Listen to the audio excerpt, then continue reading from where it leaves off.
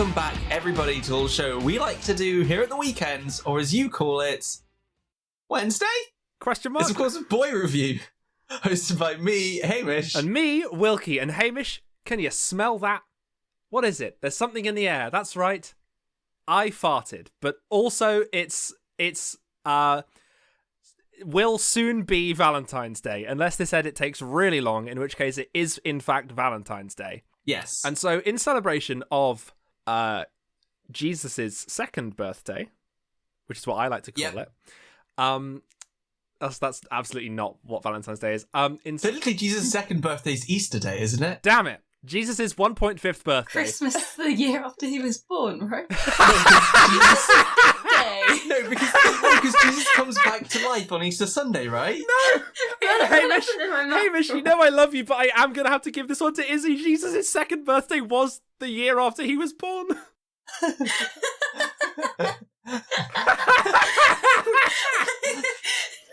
Wait, but wouldn't Jesus... Hang on, no, Jesus' second birthday would be 2 years after he was born, because 1 year after he was born would be his first birthday. God fucking damn it! No, because his first day was the day he was born. When I was 8, I had this, big brain... So I'd use big brain again, if you listen to the Brew Show, moment with my grandparents. It was like, well, it's not my 8th birthday today. It's the 8th anniversary of my birthday, because my birthday happened in 1998 when I was born. That was the day I was born. Oh my god. I mean, yeah, if you want to mess with the definition of birthday, sure. Yeah. That's Jesus' second birthday. Yeah. Right, dear listener, if you can't tell already, we have 2 guests on today's episode, and those are mine and Hamish's wonderful girlfriends. Jade is my girlfriend. Say hello, Jade. Hello. And Izzy. Hi. I'm also Wilkie's girlfriend. Yeah. No. Hamish has 0 girlfriends. We're both Wilkies. What's it like being single here? Oh, it's, apparently really great now. Oh, Single life. Woo! I'm going to go do shots and club and all the things that I could definitely do in lockdown. Well, it's because you're single. I'll go to a party and pay, £800 fine? Easy. Please don't. Making all that podcast money. No, I won't. So yeah, this is Valentine's Day. We've got our 2 girlfriends on, and they're going to be reviewing us. We've got quite a lot of topics this week, so I'll keep mine pretty short, and I think I've got a short one to do. So I'm coughing in your segment. Yeah, it's okay. It's kind of a joint topic, 2 things. So trying to keep it short might be difficult. But recently on the TV, a show came on called The Repair Shop, and the concept of the show. You're reviewing The Repair Shop. For anyone who's not seen it, Oh. is basically people take in something, often a well-beloved item from their childhood or a relative. There's often some sad story tied to it. So perhaps the relative has recently passed away, or it was a childhood toy. I think they had some guy that had it was meant to be a boat thing that was meant to go really fast. It was on the world's fastest boat, and he used it once and it broke. And he got it when his 5 was his 5th birthday present, and now 40 years later he'd like it fixed. And so he takes it to the repair shop, and a bunch of people that each have different skills relating to all the kinds of things you can think about with crafting. Some people specialize in cushions, some people specialize in woodwork, some people specialize in clockwork and mechanics, and they fix it up either by cleaning up everything and trying to do it that way, or sometimes they introduce new elements. So I know for this boat thing that was in the episode that came on, I think they had to redo the whole motor, and then also they made it much more watertight, because basically the main reason it broke was this thing that's meant to go on the water was not very good about keeping water out of it, and so it rusted really easily. That's a bit yeah. Bad design. That'll do I it. use polystyrene on my holes. On your poles? My holes. Holes? Izzy, Oh, which shit. holes are you plugging with polystyrene? Hole. No, Hull. you're trying to say hole. You're saying a hole. I think you mean hull. Hull, that's the word. Hull. I use polystyrene on my holes. Izzy, do you have a boat? No. You have a hovercraft. Okay, wait. Izzy has a... How much into the episode are we in? 28:45. Okay, so that's we started. When did the episode actually start? So that's probably only 2 minutes since the episode officially started. So that's Whoever had 2 minutes on their timer, you win. Hey, at least I haven't mentioned prompted yet. Hey! Look, when Boy Review is more popular than Prompted, you can start promoting on our show. Yeah, at the moment you're not going to be helping yourself. You're just going to be going to people that I'm sure already listened to Prompted. We advertise you all the time. Yeah, fat lot of good it's doing. So the repair shop. I think it's such a neat idea for a show. It is very wholesome, and I think it'd be so easy to just take the mick out of all these people, but they bring in something that obviously means so much to them, or someone really close to them, and it's really cool to see these people then work really hard to try and revamp it, because if they can't quite, if it is beyond repair, they do need to introduce new items and elements to it.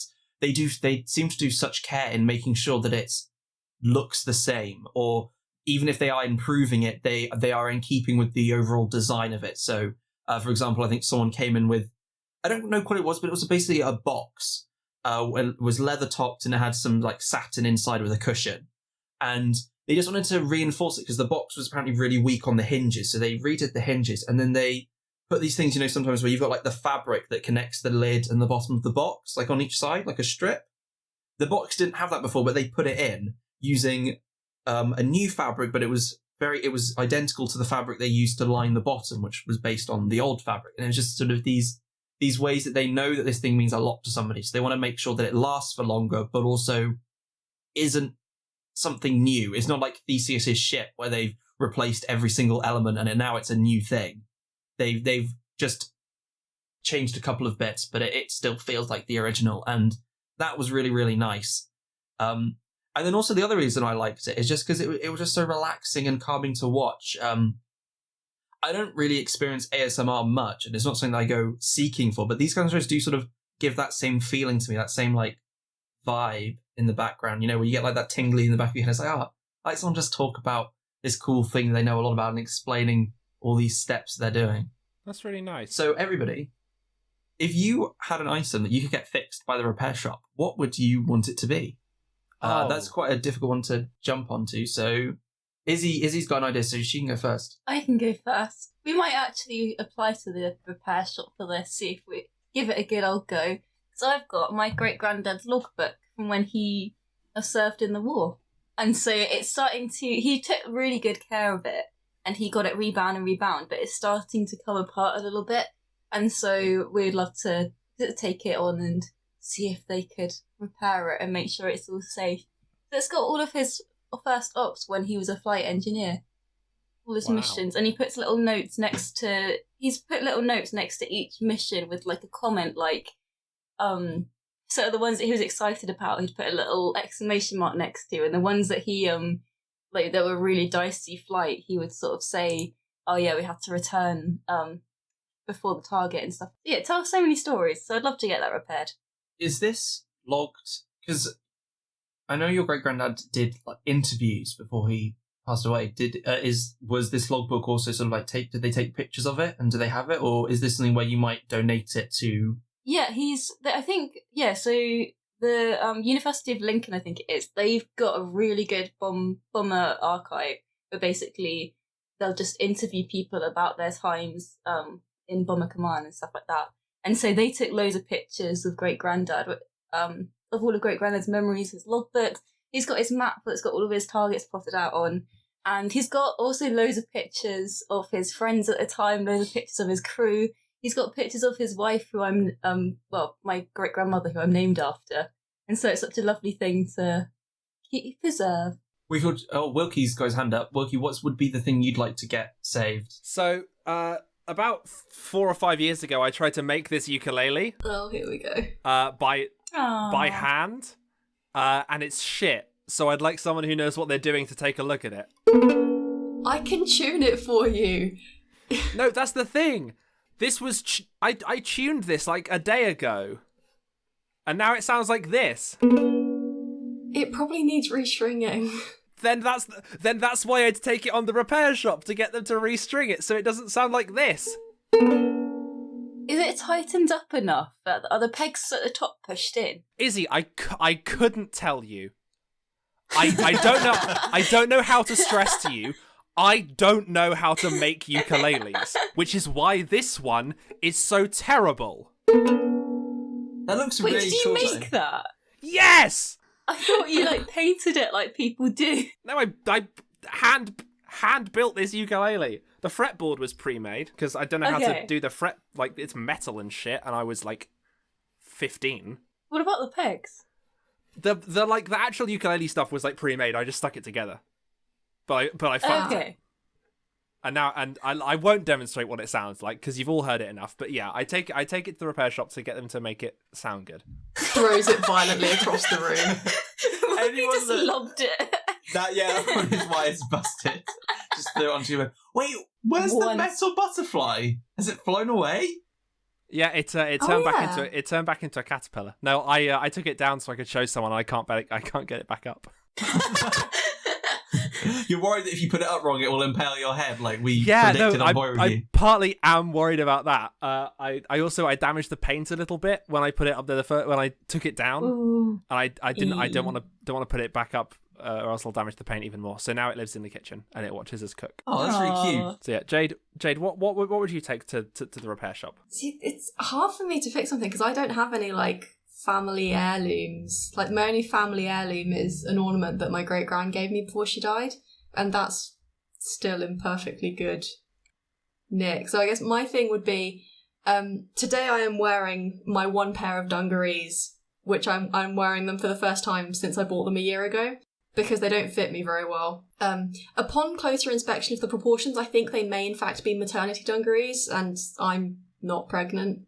So there's a lot of room in the stomach area. So I guess I'd take them to get them fitted to me, because I can sew and take stuff in, but my machine wouldn't be able to handle denim. So I guess I'd take them to just get them looked at by someone who can sew denim.